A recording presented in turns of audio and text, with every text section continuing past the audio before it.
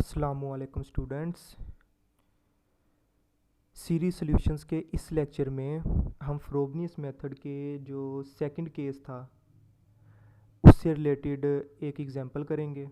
इससे पहले जो था हमने देखा था कि फ्रोबनियस मेथड क्या होता है और उसका वर्किंग रूल पढ़ा था। उसके बाद जो एम की वैल्यूज़ थी उसके लिए 3 केस बनाए थे। तो पिछले लेक्चर में मैंने आपको केस 1 की जो थी एग्जांपल वो करवाई थी। तो आज जो है इसके केस नंबर 2 जो है उसकी एग्जांपल देखते हैं कि केस नंबर 2 हमारे पास क्या था। ये केस नंबर 2 है हमारे पास व्हेन रूट्स आर इक्वल, यानी अगर हमारे पास जो m की वैल्यूज़ थी हमारे पास इक्वल वैल्यूज़ आ जाएं, यानी रूट जो है इक्वल आ जाएं, तो फिर हमारे पास कंप्लीट सॉल्यूशंस क्या होगा, वो इस फॉर्म में होगा। यानी y is equal to c1 y at m1, यानी आप y निकाल के उसमें m की जगह m1 पुट कर दोगे। इसी तरह c2 y का पार्शियल डेरिवेटिव लोगे m के लिहाज से, फिर उसमें m की जगह m1 पुट कर दोगे। तो ये जो होगा ये हमारे पास कंप्लीट सॉल्यूशंस होगा अगर हमारे पास जो रूट्स हैं वो इक्वल होंगे। एग्जांपल है हमारे पास सोल्व द सीरीज सॉल्यूशंस। तो आपको एक यहाँ पे डिफरेंशियल इक्वेशन दी गई है, तो उसका आपने सीरीज सॉल्यूशंस निकालना है।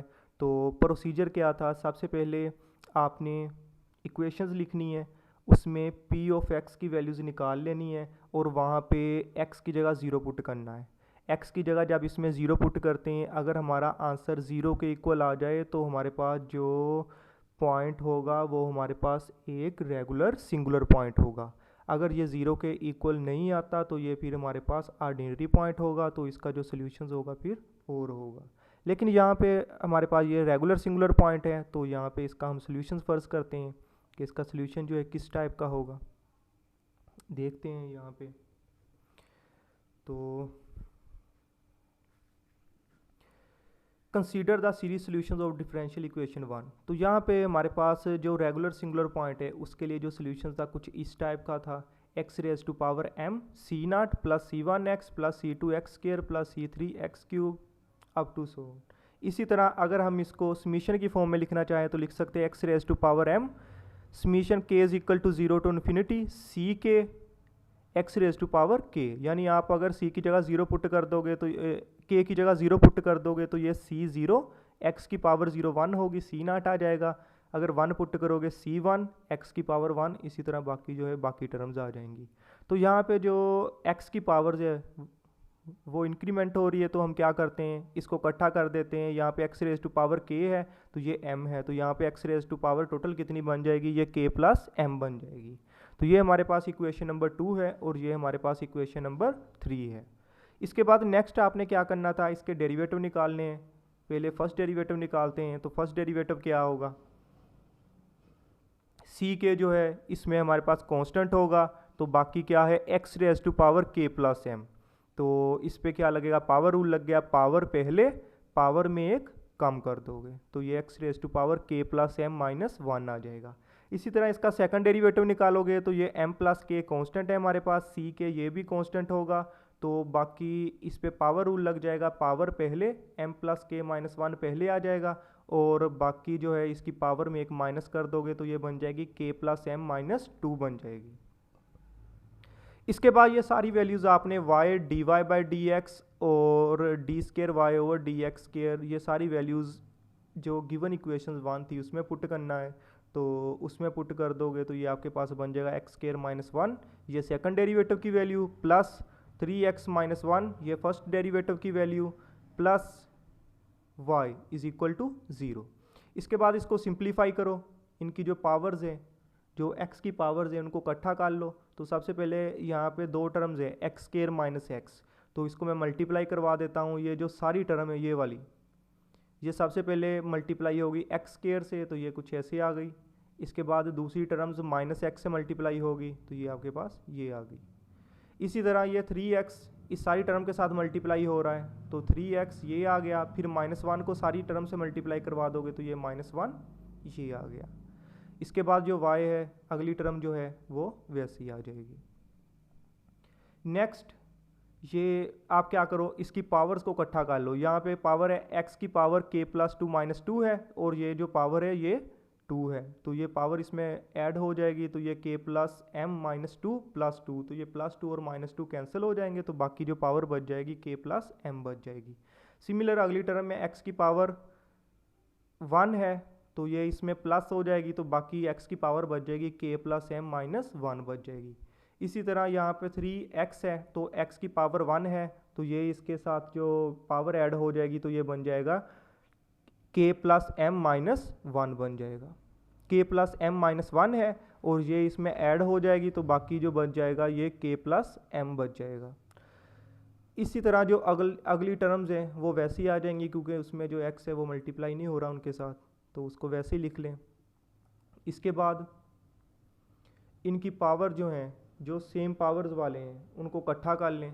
जैसे यहाँ पे था हमारे पास c के x raise to power k plus m, उनकी टर्म्स को इकट्ठा कर लिया, उसमें से ये चीज़ें कॉमन निकाल ली, और जो x raise to power k plus m minus one वाली थी उनको इकट्ठा कर लें, और उसमें से ये चीज़ें कॉमन निकाल लें। कॉमन निकालने के बाद इसको सिंप्लीफाई करें। ये आपके पास था m प्लस के माइनस वन प्लस थ्री, तो ये माइनस वन प्लस थ्री, बाकी आपके पास कितना बच जाएगा, प्लस टू बच जाएगा। इसी तरह इसको सिंप्लीफाई करोगे, ये माइनस वन और प्लस वन आपस में कैंसिल हो जाएगा, बाकी आपके पास बच जाएगा k प्लस एम बच जाएगा। इसके बाद नेक्स्ट इसको मल्टीप्लाई करवा दो, ये m प्लस के, ये m प्लस के इसके साथ मल्टीप्लाई हो गया, m प्लस के का स्केयर बन गया, प्लस इसके बाद ये 2 के साथ मल्टीप्लाई हो रहा है, तो 2 के साथ मल्टीप्लाई हो गया 2 इंटू एम प्लस के, और ये प्लस वन वैसे ही आ गया। इसी तरह इसको यहाँ पे मल्टीप्लाई करवा दोगे तो ये आपके पास बन गया m प्लस के का स्केयर आ गया। इसके बाद नेक्स्ट इसको हम ऐसे लिख सकते हैं m plus k plus one का स्केयर। तो ये कैसे लिख सकते हैं, हमारे पास फार्मूला है a प्लस बी का स्केयर किसके बराबर होता है, फर्स्ट टर्म का स्केयर प्लस सेकंड टर्म का square plus 2 into first term into second term. तो यहाँ पे आप देख सकते हैं m प्लस के जो है ये हमारे पास फर्स्ट टर्म है, तो फर्स्ट टर्म का स्केयर प्लस वन जो है ये सेकंड टर्म है, तो सेकंड का square plus 2 into first into second, तो इसको हम लिख सकते हैं फर्स्ट प्लस सेकंड का स्केयर। तो फर्स्ट क्या है m प्लस के और सेकंड क्या है 1, तो ये बन गया m plus k plus one का स्केयर। इसी तरह बाकी जो टर्म है उसको वैसे ही लिख लें। इसके बाद नेक्स्ट हमने क्या करना था, हमने इसमें जो लोवेस्ट पावर है उसके कोफिशिएंट्स को कंपेयर करना था, यानी इक्वेटिंग करना था, उसमें k की जगह 0 पुट करके। तो यहाँ पे लिखते हैं equating the coefficient of power of x raise to power m minus one by putting k is equal to 0 in x raise to power k plus m minus one. क्योंकि अब इसमें जो लोवेस्ट पावर है, आपको पता है इसमें lowest power क्या है, k plus m minus one है, तो इसमें k को 0 पुट कर दोगे तो बाकी आपके पास पावर कितनी बच जाएगी, m माइनस वन बन जाएगी। तो ये वाली आपने इसके कोफिशिएंट्स को कंपेयर करना है। तो यहाँ पे ये बन गया m प्लस के की जगह 0 आ गया, उसका square into c naught is equal to 0। तो सी नाट जो है ये 0 नहीं हो सकता, तो बाकी क्या बन गया m square is equal to 0। तो यहाँ से m की दो वैल्यूज बन गई 0 व 0। तो आप यहाँ पे देख सकते हैं जो रूट्स हैं वो इक्वल हैं, तो हमारा जो सॉल्यूशंस था वो केस नंबर 2 का होगा, जो हम शुरू में उसके बारे में मैंने आपको बताया था। तो नेक्स्ट इसके बाद क्या करना है, हमने equating the coefficient of x raise to power m equal to 0, यानी पहले हमने सबसे लोवेस्ट पावर के कोफिशिएंट को कंपेयर किया था, उसके बाद इससे हाईएस्ट यानी x raise to power m minus one है ना, तो इससे अगला क्या होगा, x raise to power m होगा, यानी आप इसमें प्लस कर दोगे तो उसके कोफिशिएंट्स को कंपेयर करोगे तो x raise to power m यहाँ पे कैसे बनेगा।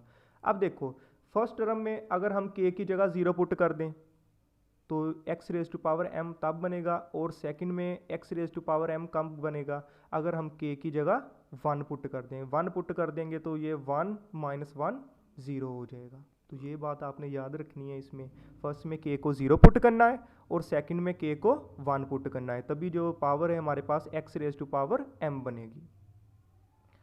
तो पुट करें, फर्स्ट में k की जगह 0 पुट करेंगे तो ये m प्लस k की जगह 0 आ गया, m प्लस 0 प्लस 1 का स्केयर, यहाँ पे k की जगह 0 c0 माइनस सेकंड में हमने k की जगह क्या पुट करना है, 1 पुट करना है, तो ये बन गया m प्लस k की जगह 1 आ गया, इसका स्केयर ck, तो ck में क्या आ गया आपके पास, ये c1 आ गया इज इक्वल टू 0। तो ये माइनस वाली टर्म दूसरी तरफ जाके प्लस हो जाएगी, तो ये स्केयर इस स्केयर से कैंसिल हो जाएगा, तो यहाँ से C nought is equal to C one के बराबर आ गया। इसके बाद नेक्स्ट हमने क्या करना होता है, नेक्स्ट हमने इसकी रेफरेंस रिलेशन बनानी होती है। तो रेफरेंस रिलेशन कैसे बनती है, हम जो हाईएस्ट पावर, जो एक्स की हाईएस्ट पावर होती है ना, उसके कोफिशिएंट्स को ज़ीरो के इक्वल करते हैं। तो हाईएस्ट पावर जो है, आपने हाईएस्ट पावर तो इसकी देखी थी, हमारे पास जो हाईएस्ट पावर यहाँ पे बन रही थी वो एक्स रेज टू पावर के प्लस एम बन रही है। तो इसके कोफिशिएंट्स को आप कंपेयर करोगे तो इस केस में आपको क्या करना होगा, क्योंकि फर्स्ट में तो एक्स रेज टू पावर के प्लस एम पहले ही है। सेकेंड टर्म का हमें मसला है, सेकेंड टर्म में क्या था, एक्स रेज टू पावर के प्लस एम माइनस वन था। तो उसमें आप क्या कर दोगे, के की जगह के प्लस वन पुट कर दोगे, तो वो भी पावर किस में चली जाएगी, एक्स रेज टू पावर के प्लस एम में चली जाएगी। तो उनके कोफिशिएंट्स को कंपेयर करो, तो ये आ गया m plus k plus one का स्केयर, यहाँ पे सी के माइनस सेकेंड में आपने के की जगह के प्लस वन पुट कर दिया, तो ये एम प्लस के की जगह क्या आ गया, m plus k plus one whole square c k plus one is equal to zero. ये माइनस वाली टर्म दूसरी तरफ जाके प्लस हो जाएगी, उसके बाद ये और ये आपस में कैंसिल हो जाएंगी, तो यहाँ से सी के प्लस वन जो है ये इक्वल आ गया सी के। तो ये जो रिलेशन है ये हमारे पास एक रेकरेंस रिलेशन है। तो यहाँ से हम बाकी जो कॉन्स्टेंट्स हैं उनकी वैल्यूज़ निकाल सकते हैं। तो इसमें क्या करते हैं, सबसे पहले फर्स्ट वैल्यूज़ के लिए के की जगह ज़ीरो पुट करते हैं। के की जगह ज़ीरो पुट करेंगे तो सी ज़ीरो प्लस वन सी वन, यहाँ पर क्या आ जाएगा सी ज़ीरो। तो ये हम पहले निकाल चुके थे कि सी ज़ीरो किसके इक्वल है, सी वन के। तो ये जो हमारी रिलेशन है, ये रेकरेंस रिलेशन, ये हमारे पास करेक्ट है, क्योंकि इसकी जो पहली वैल्यूज़ थी जो हम पहले निकाल चुके थे कंपेयर करने की, जो कोफिशिएंट्स को कंपेयर करके हमने निकाली थी इससे पिछली स्लाइड्स में, तो ये वही है। इसके बाद नेक्स्ट के की जगह आप वन पुट करो, के की जगह वन पुट करोगे तो क्या बन जाएगा, C one plus one C two, यहाँ पे क्या आ जाएगा सी वन। तो सी वन किसके इक्वल था, सी वन सी नॉट के इक्वल था, सी ज़ीरो के इक्वल था, तो इसको लिख सकते हैं C two is equal to C one is equal to C zero. इसके बाद के की जगह टू पुट करोगे, के की जगह टू पुट करोगे तो ये बन गया C two plus one C three, यहाँ पे आ जाएगा सी टू। तो सी टू की वैल्यू किसके इक्वल थी, सी ज़ीरो के, तो ये आपके पास आ गया सी ज़ीरो। इसी तरह बाकी जो अगले जो कॉन्स्टेंट है सी फोर सी फाइव, वो वैल्यूज़ निकाल सकते हो, लेकिन यहीं तक जो है ना आप निकाल लें तो आपके पास जो नेक्स्ट जो आंसर है कंप्लीट सॉल्यूशन, यहीं तक वो बन सकता है। तो इसके बाद आपने क्या करना है, ये सारी वैल्यूज़ को उठा के जो इसका हमने सॉल्यूशंस फ़र्ज किया था, इक्वेशन नंबर जो टू थी उसमें पुट करनी होती है। तो ये हमारे पास इक्वेशन नंबर टू थी, इसमें पुट कर दोगे ये x raise to power M C nought, C one की value C nought, C two की value C nought, C three की वैल्यू भी सी नॉट। तो ये वैल्यूज़ लगा दी। इसके बाद नेक्स्ट इसमें क्या हो रहा है, इसमें जो सी नॉट है सभी में कॉमन आ रहा है, उसको बाहर निकाल लें, बाकी जो है आपके पास कुछ ये चीज़ बन जाएगी। उसके बाद नेक्स्ट हमारे पास जो कंप्लीट सॉल्यूशंस था, कंप्लीट सॉल्यूशंस में हमने क्या करना था, हमें इसका पार्शियल डेरिवेटिव भी चाहिए था एम के लिहाज से। तो क्या करते हैं, इसको पार्शियली डिफरेंशिएट कर देते हैं विद रिस्पेक्ट टू एम। तो पार्शियली डिफरेंशिएट करेंगे तो क्या होगा, ये x raise to power m. अब देखें ये कैसे होगा, एक्स जो है हमारे पास कांस्टेंट है, कांस्टेंट की पावर वेरिएबल, तो कांस्टेंट की पावर का डेरिवेटिव, कांस्टेंट की पावर वेरिएबल का डेरिवेटिव क्या होता है, ए की पावर एक्स, साथ क्या आता है नेचुरल लॉग उस कांस्टेंट नंबर का। तो यहाँ पे भी ऐसे ही हुआ है, x raise to power m था तो ये x raise to power m वैसे ही आ गया, साथ नेचुरल लॉग आ गया इस एक्स का। बाकी जो है बाकी टर्म सारी वैसे ही आ गई है, क्योंकि बाकी सारी जो थी इसमें कांस्टेंट थी। इसके बाद नेक्स्ट हमने क्या करना था, हमने इसमें वैल्यूज़ पुट करनी थी y की m1 पे, क्योंकि m1 हमारे पास ज़ीरो था, m1 भी ज़ीरो था, m2 भी ज़ीरो था, तो यहाँ पे y एट m1, तो y आपके पास ये था, इसमें m की जगह m1 is equal to zero put कर दोगे, तो ज़ीरो पुट करेंगे तो x की पावर आ गई है zero, C zero one plus x square plus x cube. तो कोई भी नंबर हो उसकी पावर ज़ीरो हो तो वो हमेशा वन के इक्वल होती है।